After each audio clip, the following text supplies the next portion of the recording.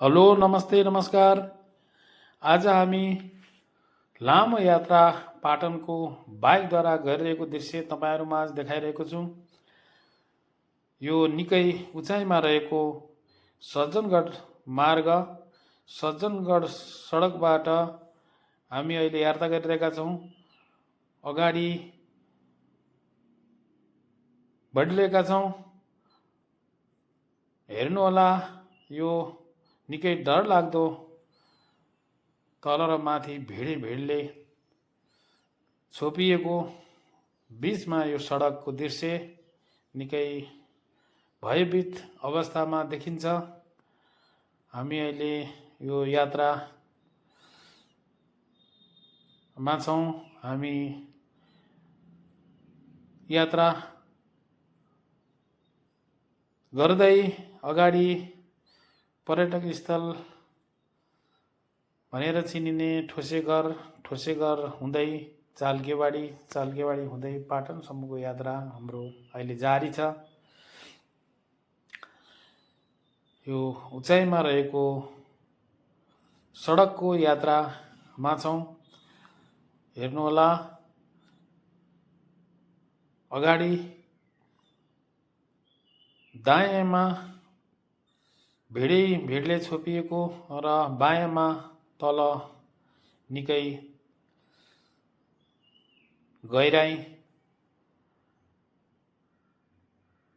र बिचमा यो सडक जोडिएको छ। गाउँ बस्तीको हरियाली अन्न खेतीको दृश्य पनि तपाईँहरूमाझ देखाउँदै यो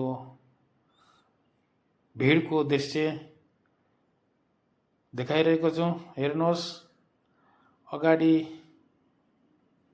भिडको दृश्य तपाईँहरूलाई देखाइरहेका छौँ। निकै भिड को बिचमा जोडिएको सडकको दृश्य निकै डरलाग्दो छ। निकै भयभीत छ। हामी अगाडि बढ्दैछौँ। अब ठोसेघर आउँछ कि भन्ने प्रतीक्षा गर्दै बाइक यात्रा हाम्रो जारी छ। हामी अगाडिको यात्रा गरिरहेका छौँ। हामी यात्रा गर्दा चिसो हावाले हानिरहेको यो सुन्दर वैकुण्ठ धाम जस्तो भान हुन्छ, किनभने यो गर्मीयाममा पनि यति चिसो हुने हाम्रो लेक बेसी जस्तै चिसो हावाले हानिरहेको छ। निकै सुन्दर रमणीय स्थलमा हामी प्रवेश गर्दैछौँ। यो यात्रा हाम्रो जारी छ। हाम्रो अगाडि सडकनेर टिम्पर अगाडि गुडिरहेको अवस्था, यसलाई ओभरटेक गर्दै हामी अगाडिको यात्रामा अगाडि बढिरहेका छौँ।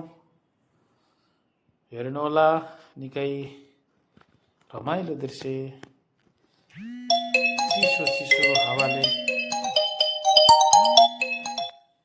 चिसो हावाले छोपेको यो दृश्य तपाईँहरूमाझ देखाइरहेको छु। निकै रमाइलो सुन्दर ठाउँको दृश्य हेरेर साथ सपट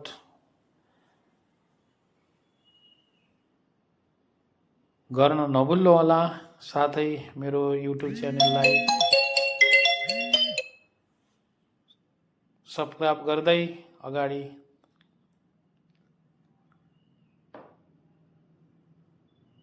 शेयर, फलो, लाइक, कमेन्ट गर्न नभुल्नुहोला भन्दै म यो दृश्य देखाउन गइरहेको छु। दृश्य निकै मनमोहक, मनै लोभ्याउने खालको दृश्य।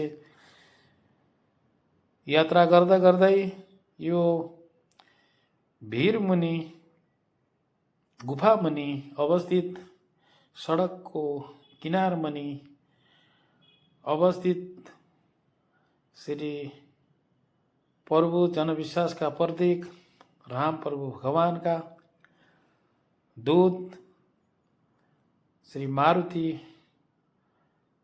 प्रभुको यहाँ मन्दिर अवस्थित रहेछ। सौभाग्यले शनिबारको दिन जुरेकोले हामीले यो प्रभुको दर्शन गर्न मौका पायौँ। हामी बाइकबाट उठेर अहिले दर्शन गरिरहेका छौँ। मेरो जीवन सङ्गिनी र म आशीर्वाद